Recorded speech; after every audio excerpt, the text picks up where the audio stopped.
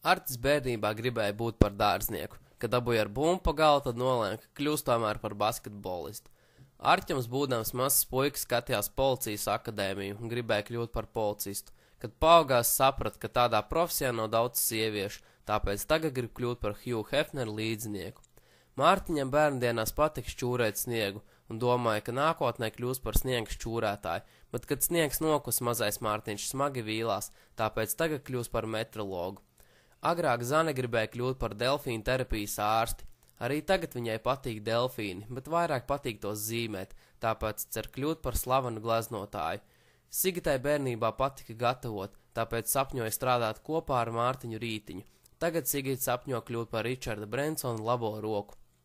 Diana bērnībā gribēja kļūt par veikalu pārdevēju, jo domāja, ka tad viņai viss būs par velti. Kad paaugās, tad saprata, ka daudz ko nācās zakt, tāpēc nolēma kļūt par miljonāru sievu. Laura, kad bija maza, gribēja kļūt par zobārsti. Viss bija labi līdz brīdim, kad viņa saprata, ka dažreiz zobi ir arī jāsaskaita, tāpēc tagad viņa grib kļūt par matemātikas skolotāju, lai iemācītu arī citiem zobus skaitīt.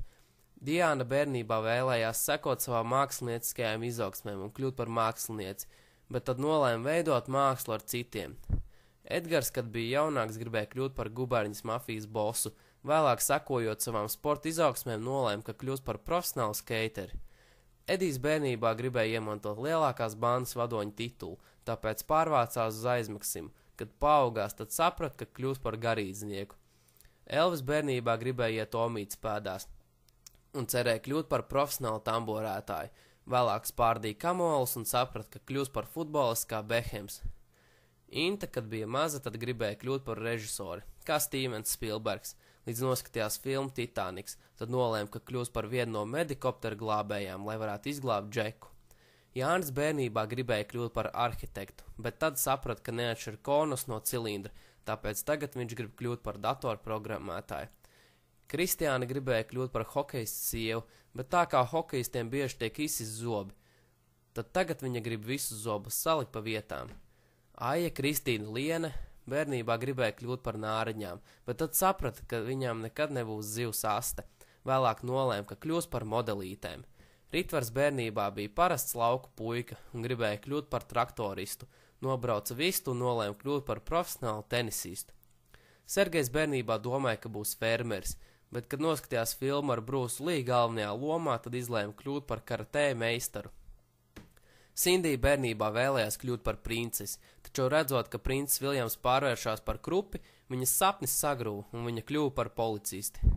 Artis, kad bija mazs puika, gribēja būt futbolists, bet tad kādā nodarbībā treneris pateica, ka no viņa nesanāks nekāds futbolists, labākajā gadījumā tikai frizieris, tāpēc tagad viņš grib kļūt par profesionālu frizieri.